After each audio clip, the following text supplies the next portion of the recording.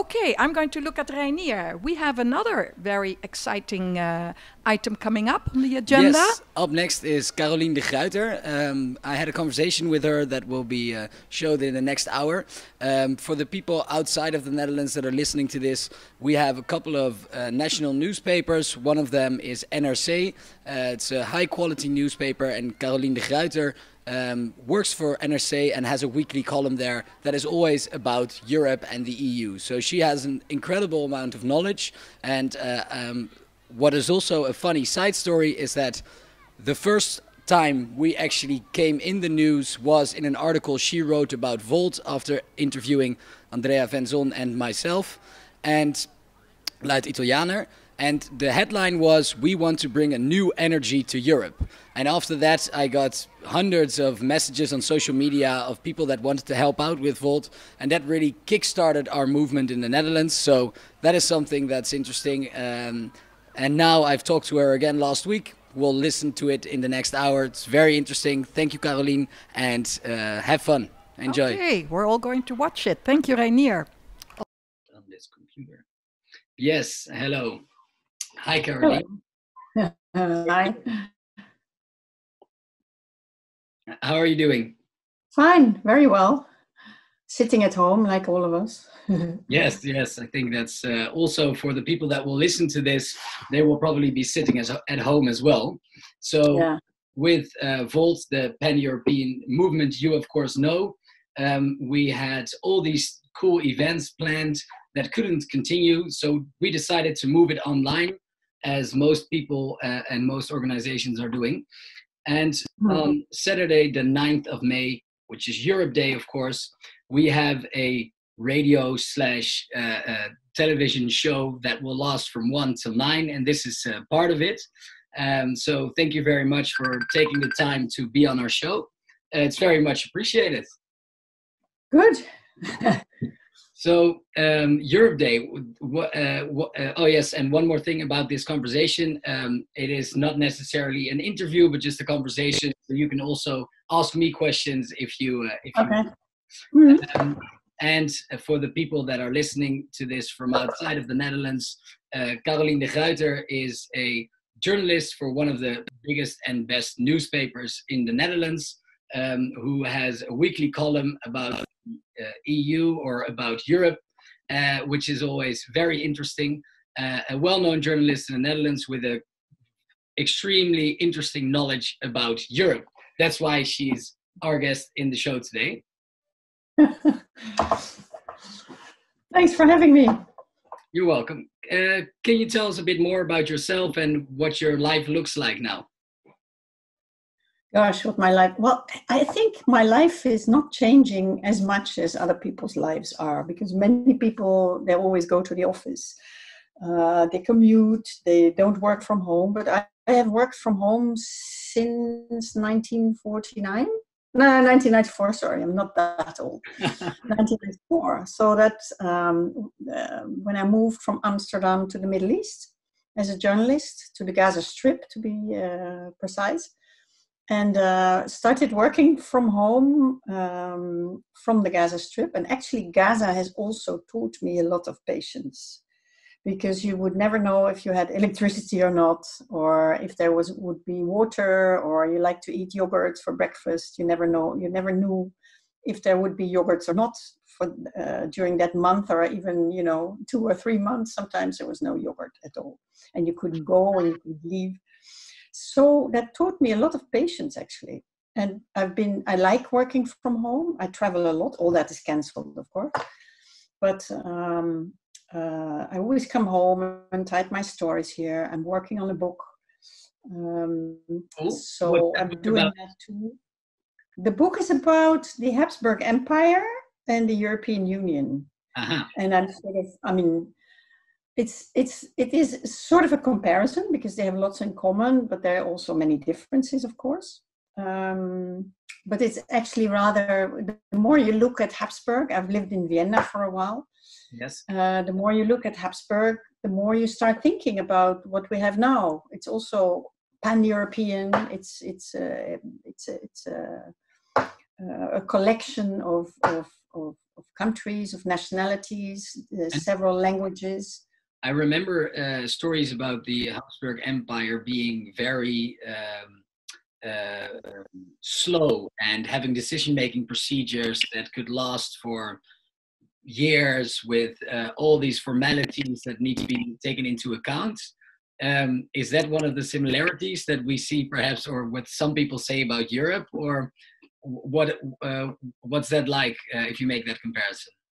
I think that's one of the similarities, because they're both rules-based. Basically they're both rule of law systems. And in order to please all the nationalities, the Habsburgers actually, they had to issue rules that would be the same more or less for everybody else, for everybody. And that's what we're trying to do in the EU as well. But if you have rules, you have a bureaucracy. And the bureaucracy was much bigger in the Habsburg Empire, because they even had teachers on the payroll and street sweepers, and half of the empire was on the payroll. So it meant for people, it meant something else. It was really the emperor, the Kaiser, was their boss, almost a direct boss. Yes. So it's a similarity, but it's also a difference. Yeah. Okay. But it's interesting, because you look at Habsburg Empire, and they were always kicking all the cans they had. They would always kick them down the road. I mean, it sounds familiar, no? Yeah. They would try to delay everything so that problems sometimes would just go away by themselves. They hated war, so they would always try to get out of it and make compromises and deals. And I mean, that's what we're trying to do as well. So in a way, we're very similar. And how did they deal with crises back then? With a crisis such as we're facing now or have faced in the past? Is there similarities there as well? Actually, they had the pest coming, or was it the plague? I forgot. I think it was the pest. And that led to the first, because in the beginning, they never had outer borders. They never had interior borders, but never borders with the Turkish Empire or with the Russian Empire, for instance.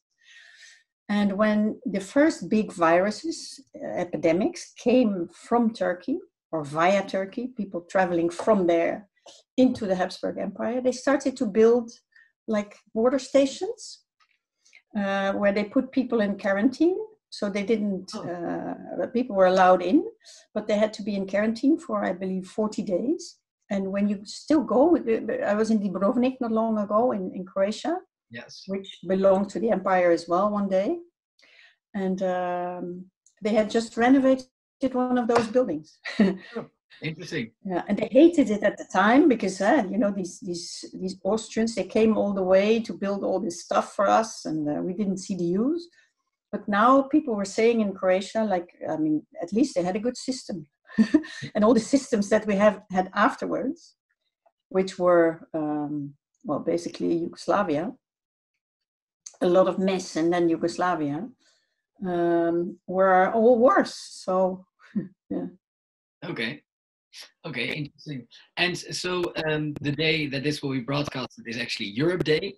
And I was wondering, to switch to a new topic, does Europe Day have a special meaning for you?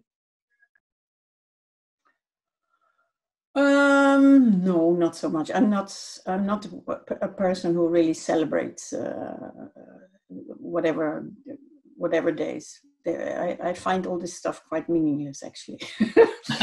No. And for a long time, but this is telling, of course, for a long time, I didn't even know about it. When I went to school in the Netherlands, I didn't get anything about Europe.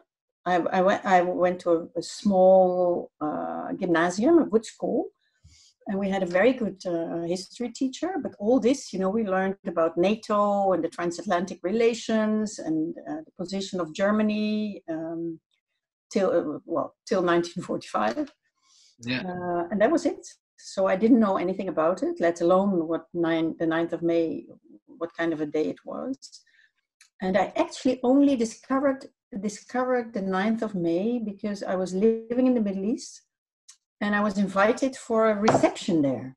And that's when I discovered that actually the EU had embassies ambassadors, and and also they were celebrating the 9th of May. So that's when I went for the first time. I discovered that this was a special day. Yeah. Later on, I worked in Brussels as a Europe correspondent for many years. And of course, they opened all the institutions on the 9th of May, or usually. I guess they won't do it this year because of the virus. But so it was open for the public. And so in Brussels, it meant something. At least I knew it was a marker, let's say. Yeah, it's the same as for me, actually. Before I became active for Volt, I didn't know about Europe Day either. But it is quite interesting to see that, at least in my environment, of course, I'm also very active with people that are into European politics, but it starts to slowly pick up some speed, I think, in the amount of people that know it. And even though the average high school student in the Netherlands only gets 45 minutes of lesson about the EU in its entirety. And 45 minutes? 45 minutes. And in the VMBO book, which is like the most, the high school where most people go to, the only thing that was written in that book was, do we want more or less Europe? Which I thought was a really good way to not educate your citizens properly about what is governing their society. This is one of the main problems in Europe, if you ask me. The lack of education. That's where Brexit comes from. And are there countries that do it better than others? Well, my children, because we move from place to place, my children always went to the French school, the French system, and they got it, at least. I'm not saying that they got it very well, but they had books teaching them what the difference was between the council and the commission. I mean, I only found out what it was, what it meant, when I first moved to Brussels. Yeah. And besides the symbolism that goes along with such a day, which might be for some people important and for other people aren't, it is for me an interesting moment to look back at, hey, this is the 17th time that Europe Day is being celebrated. If you look at the past 70 years and what has happened with European integration, then I heard an interesting metaphor recently, which said it is like a car with square wheels. So the integration always goes in sort of, and then it comes to a halt again. And then after a while, when the momentum is big enough, the wheel can make another turn. And then slowly, in Dutch you would say hortend and stotend, it would move forward. Yeah. I think that's correct. And sometimes it misses a bump as well, right? Sometimes it rests immobile for a while until there's a next crisis and everybody finds out, like, maybe we should do this together after all. That's usually how it goes. Yeah, and if that is the case, how it usually goes, and I'm also interested what the effect of the corona crisis will be on Europe. And what I've noticed so far is that people that dislike Europe see in the corona crisis a moment to, Europe isn't working and we need to dissolve it. And the people that tend to like the European Union tend to say, well, this is the moment to further integrate. And I was wondering, what do you expect that this crisis will bring the EU? Very hard to tell. I certainly don't have that kind of crystal ball. It can go in any direction. But what I can say is that I've covered enough crises, European crisis, the banking crisis and the euro crisis, and then we had the refugee crisis, and we had Brexit, and now we have this. I mean, it's a lot, huh? In 13 years. It's a lot to swallow. Well, we've torn each other to pieces, but at the same time, we've gotten more Europe. But I've also seen that every country likes to get the best for itself. This is the weak part of the system. So first, everybody wants to do it by himself, and then they discover they can't. So they don't want to let everything fall to pieces. So when they have the knife on their throats, they jump. they move because they don't want this to fall apart. And so I've seen that resilience, that resolve with many European leaders for many, many times when everybody was saying, this is a make or break summit. Every time it turned out to be make and not break. So I'm a little bit getting a little bit wary of all these commentators who again now are saying, this is such an existential crisis for the EU and it could be the end of it. And it's usually Anglo-Saxons who I think totally underestimate how resilient it is. Yes, how resilient it is. I think so. Yeah, and that precisely we need crisis, however ugly, to move on. I would like it to be more smooth and also nicer with governments not insulting each other or nations not insulting each other, for God's sake.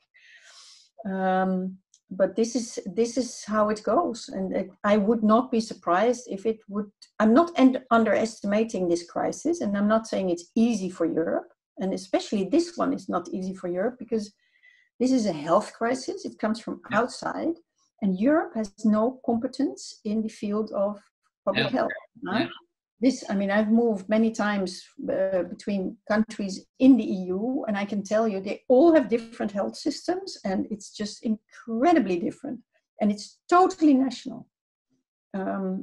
So, do you think that is the reason for the nationalistic or national responses you saw in the beginning, or would you also give it to the psychological effect of when you're in a crisis, you tend to hold on to what you know best? I think it's both. The reflex is always there. I've seen it during the Euro crisis, during the banking crisis, all the time.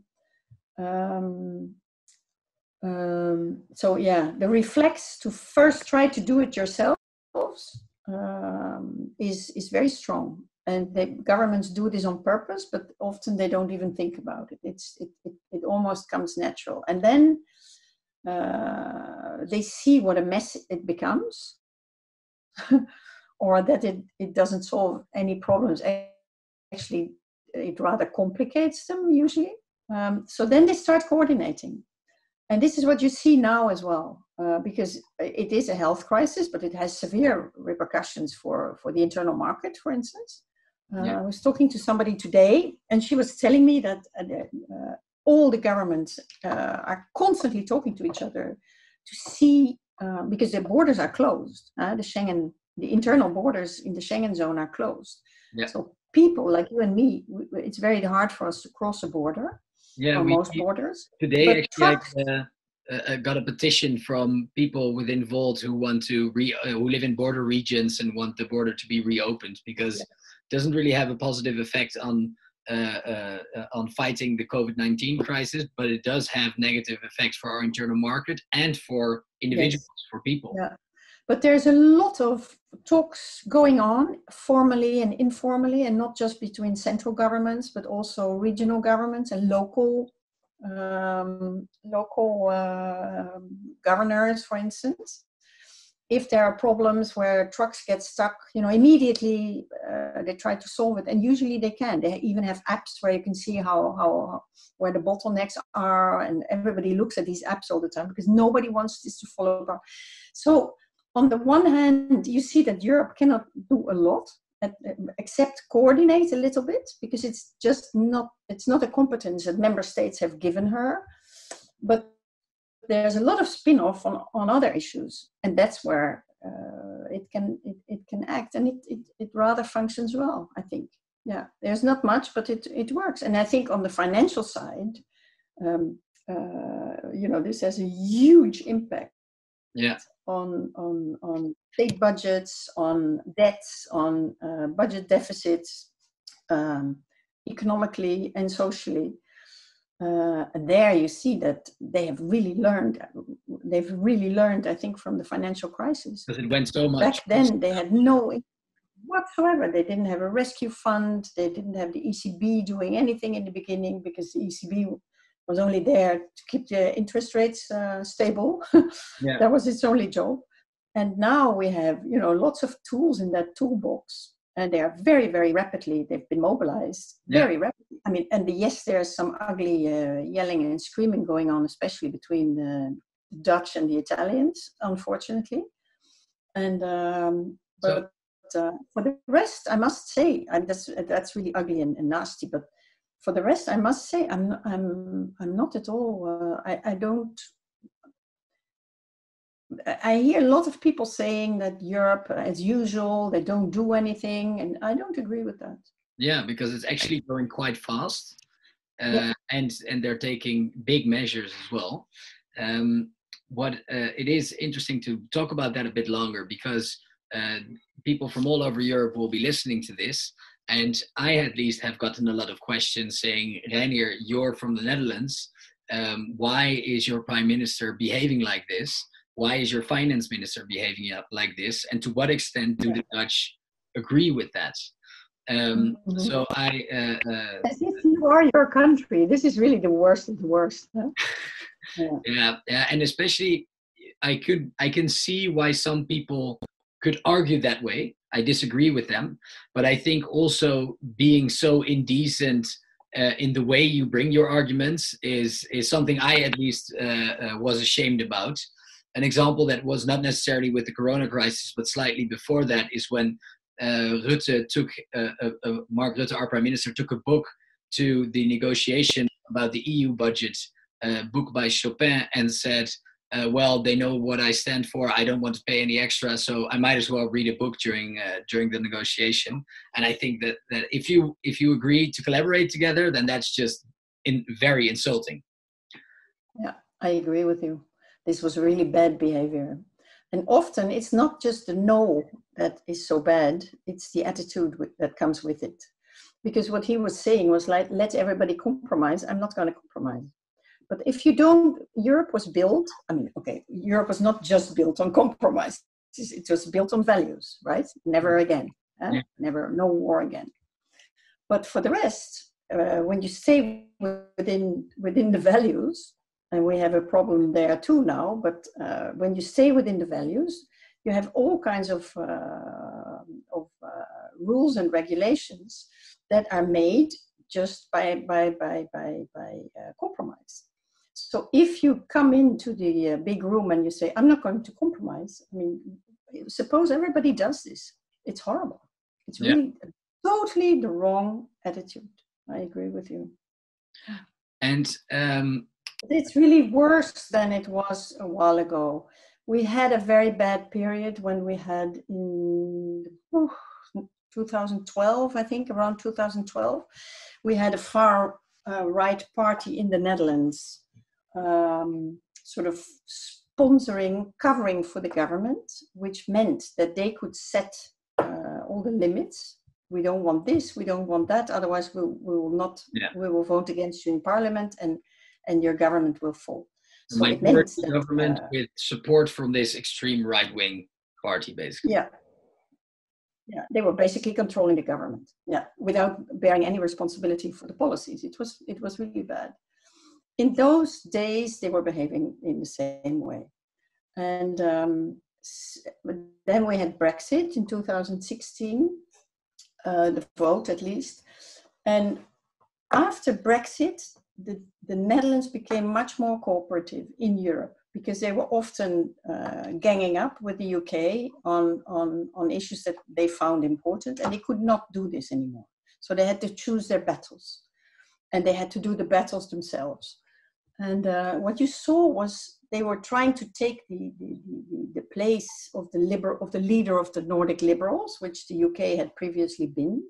Not in every field because they were not in the euro and so on, but on the market, for instance. And they played that role rather well. They had much more going on between The Hague and Paris all of a sudden.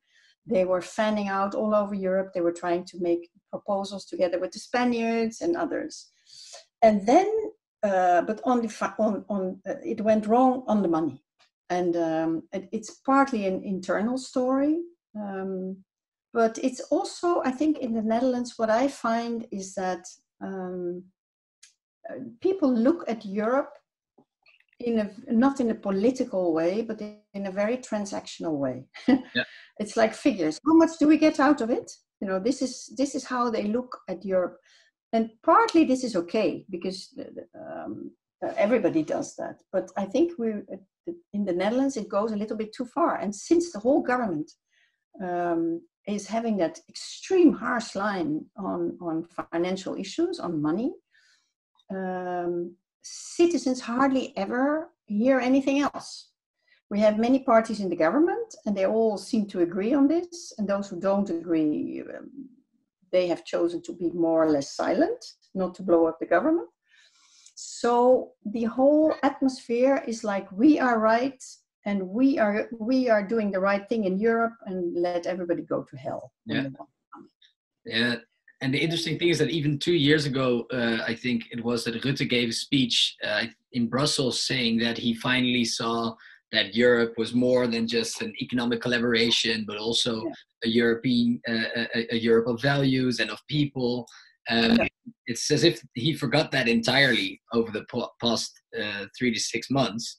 And the other interesting aspect of it is that Italian voters tell me, but why? You guys are making by far the most money out of the EU. You're paying a bit more, but you're making more money out of it than we are. So it's also against your own logic.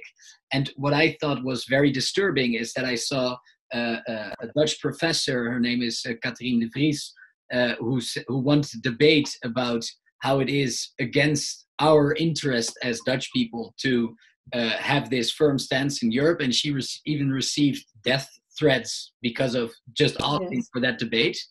And I think the fact that she has received those death threats by people not wanting her to have that debate is a reason for us to have that debate or that dialogue.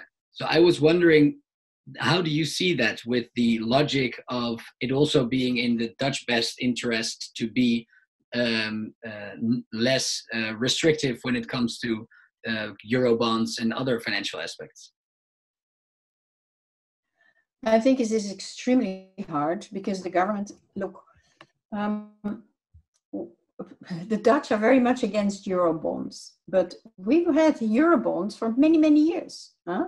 When the Commission goes to the financial markets to get money and lend it on to governments, I mean, we've done that many times. It's always been paid back till the last cent. It was first used during the oil crisis, for instance, but also the European Rescue Fund is using Eurobonds.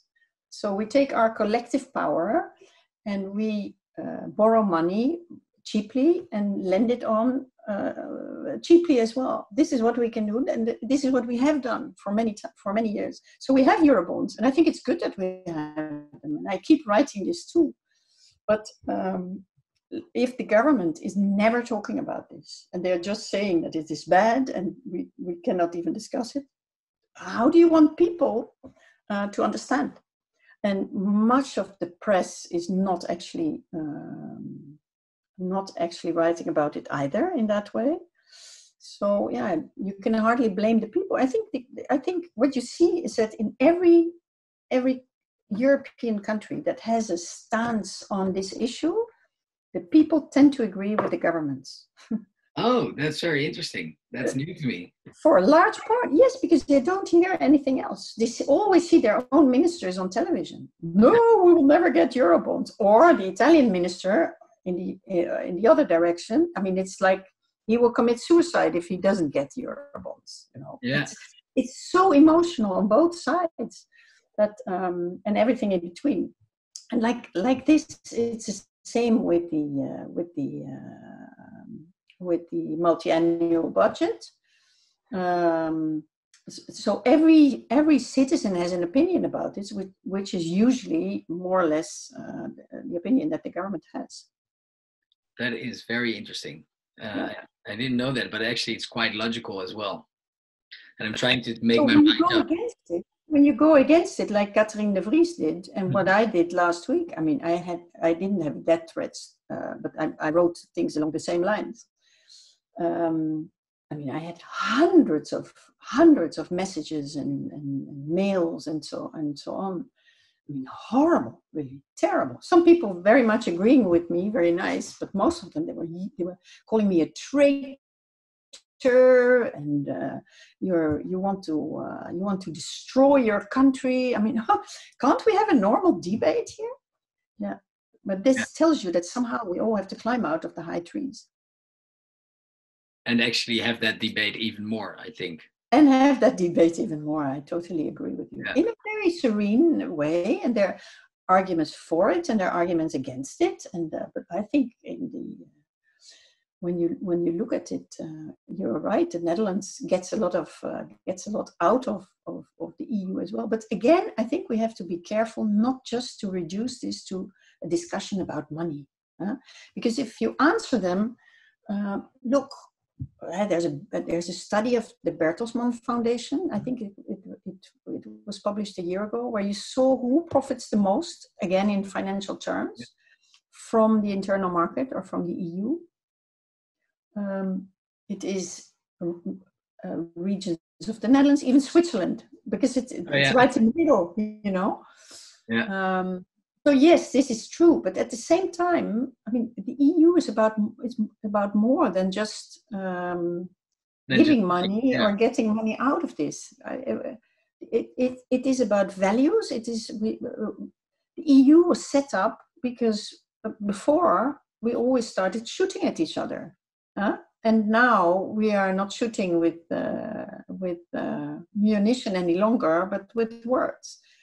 And I mean, it's political. It's totally political. That is a massive progress, and I also think that at a day like Europe Day, we can also show some appreciation for all the people that have made that happen over the past 70 years, because I consider it a diplomatic piece of art, which has created basically the best living conditions out of the entire history for the biggest amount of people. So that is definitely something we should be proud of. And it reminds me of your comment about the fact that people tend to follow their governments when it comes to how they present themselves in Europe. It would need some extra European aspects in the national debate as well. And that's interesting because in about a year there will be elections in the Netherlands, and we as Volt will be participating. So and we often get a question, why is that relevant? Because you were a pan-European movement. Weren't you supposed to only focus on the EU? But that's not the case, because we want to be active on all levels of government, and we want to bring those levels closer together. Yeah. So since I think we last spoke, which is quite a while back, we've participated in some elections and with success. So we have a local representative in 3 communities in Bulgaria, in about 4 or 5 in Germany, including München and Mainz. And we are slowly progressing and participating in more and more local, regional, and national elections. So I really hope that we as Volt in 1 year from now play an active role in the Dutch government as well, and can bring a new government even. Even who knows? We have to be ambitious. Yes, we have to be ambitious, and I think it also suits the energy and working philosophy of Volt to actively want to contribute. So if we would, what I like about this is that what you treat all the levels of governance in the same way. You know, you have the local level, you have the regional level, the national level, and the European level. And everybody does, there's constant debate about it, of course, who does what. But problems have to be dealt with, or issues have to be dealt with at the best possible level. Yeah. So in that sense, I mean, all these levels are part of a bigger system. So yes, you can go, you can participate in elections on the local level and the European level and everything in between. Why not? Exactly.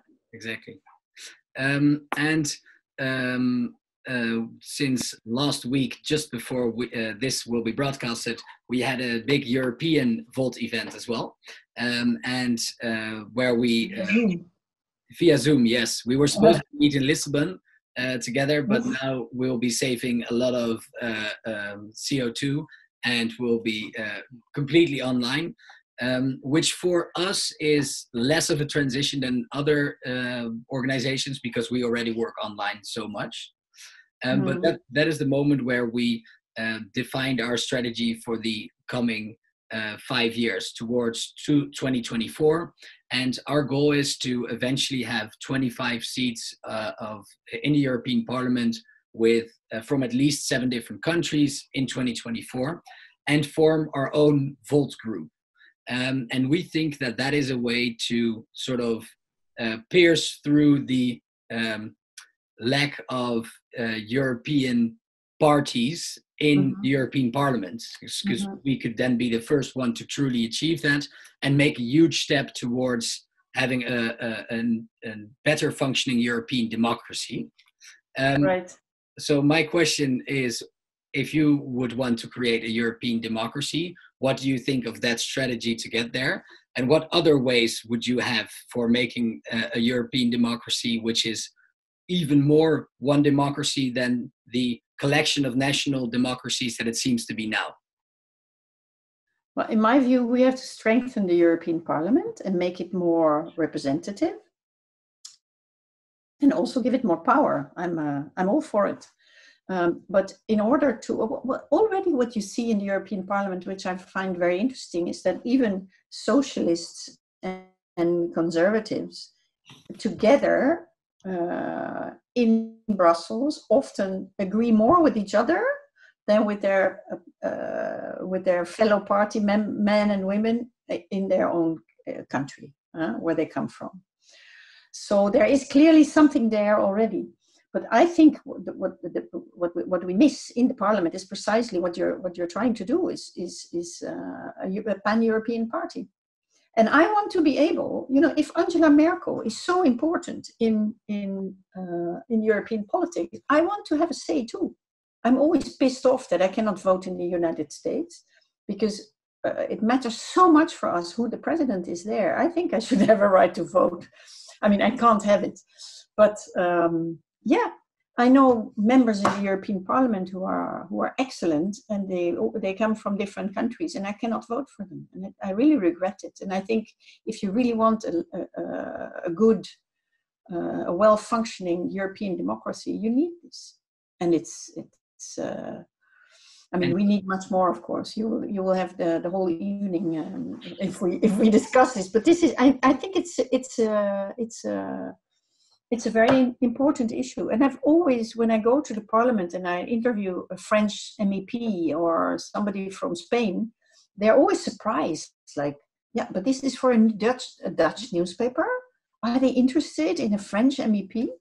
Said, yeah, because you have a story. Ah, okay, but I'm not elected in the Netherlands, so why would you put me in your newspaper? I mean, everything is so national still.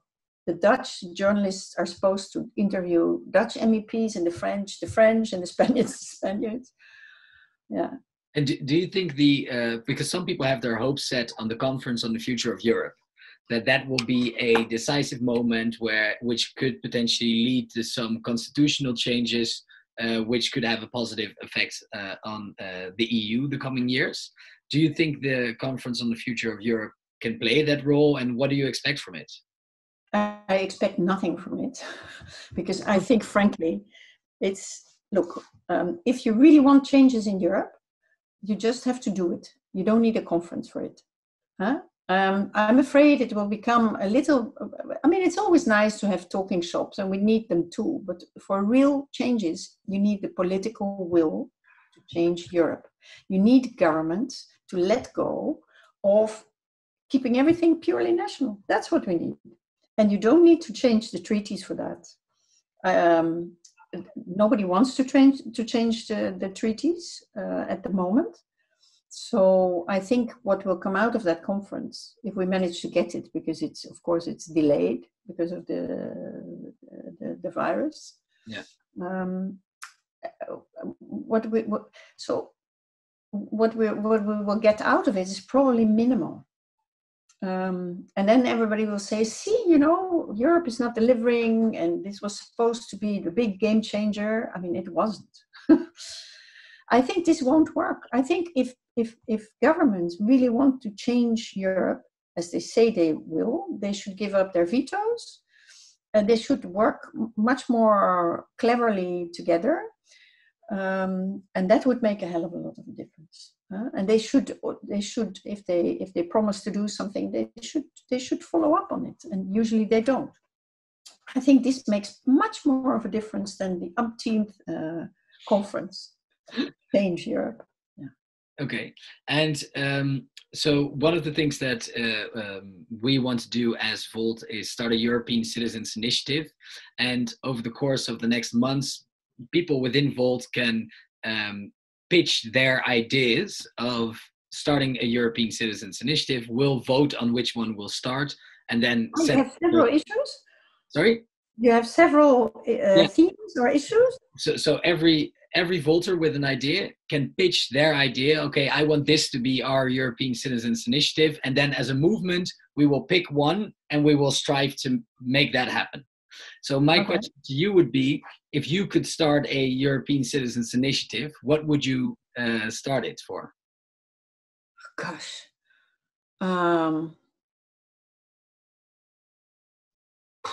I don't know. I really don't know.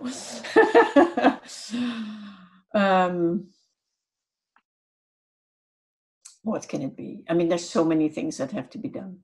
Yeah, pan-European parties, or strike the veto on the Eurozone meetings, or stuff like that. Yeah, I was thinking about. And you? What do you want?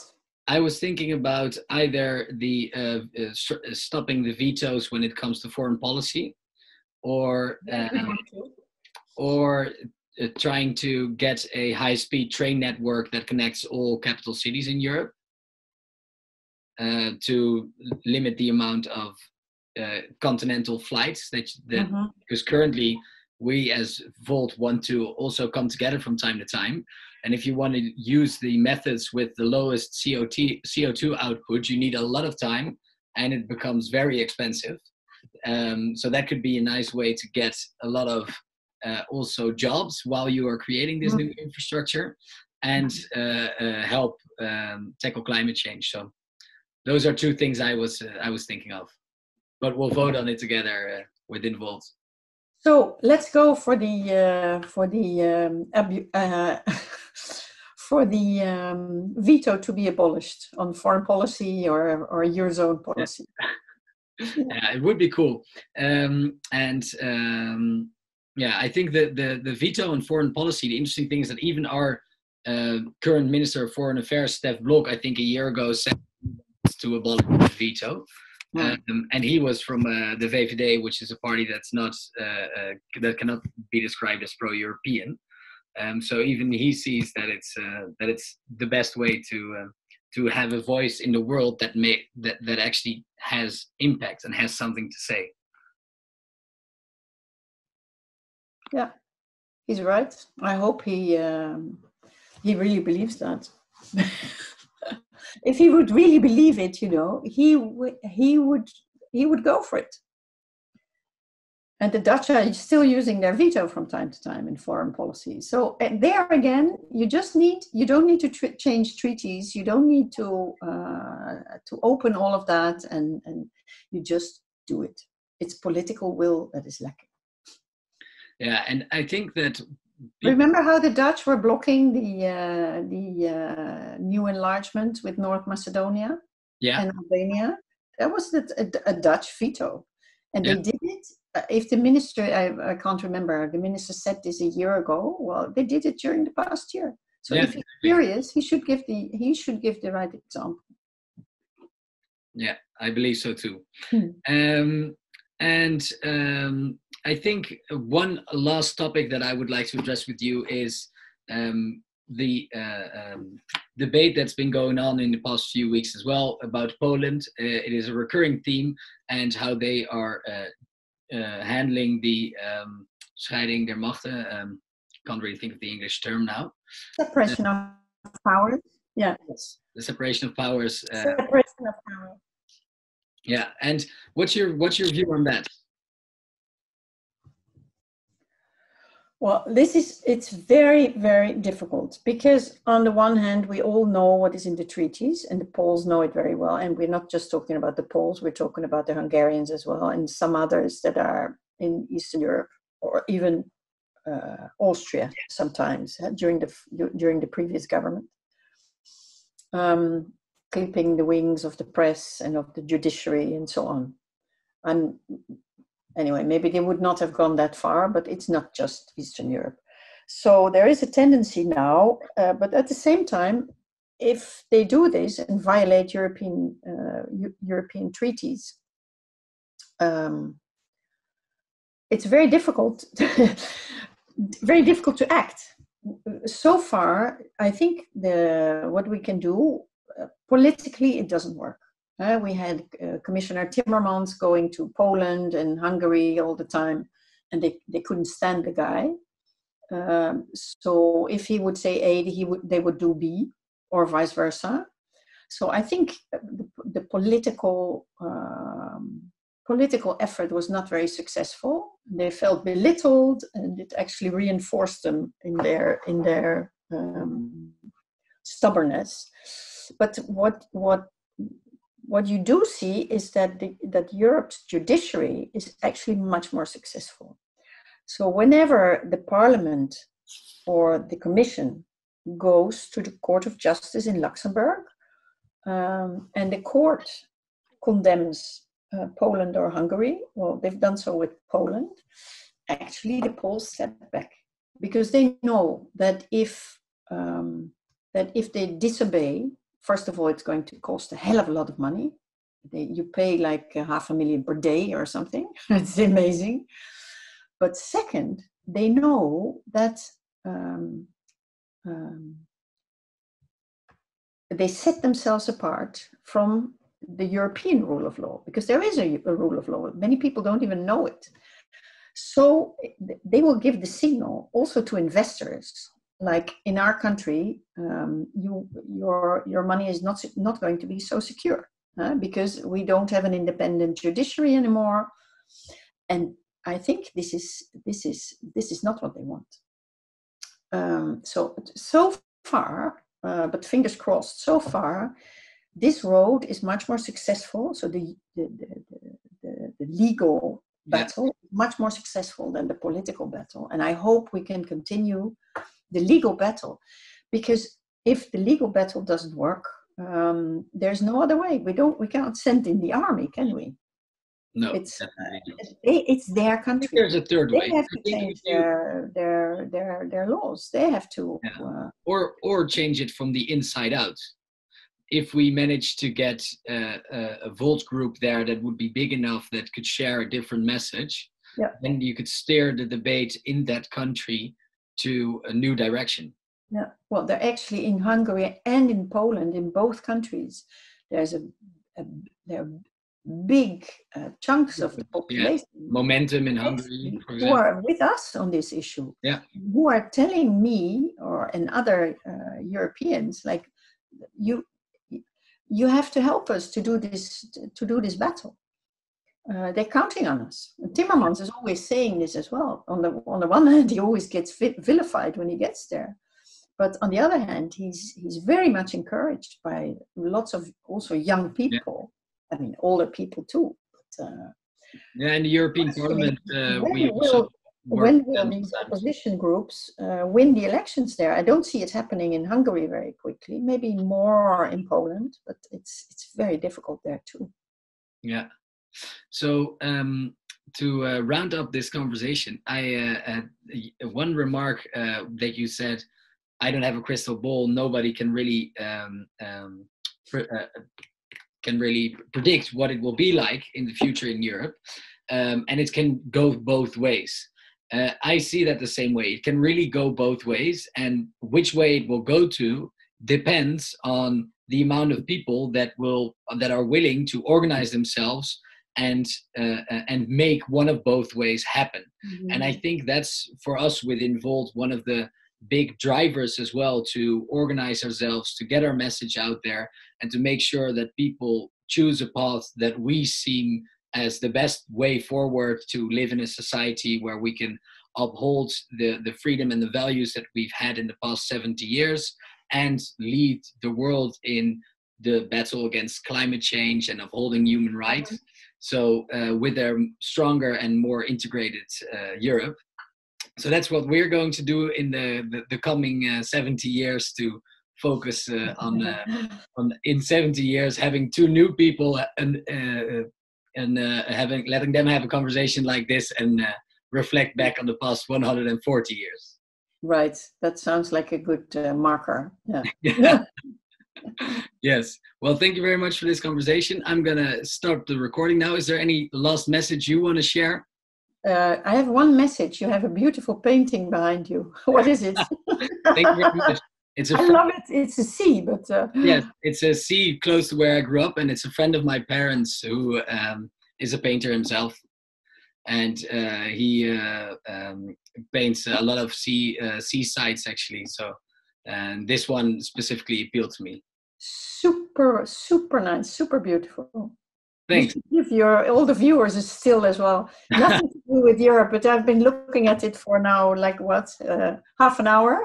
It's right before a storm breaks out. Yes, right. Yeah. So I'm gonna end the recording. Thanks for the compliment. Okay.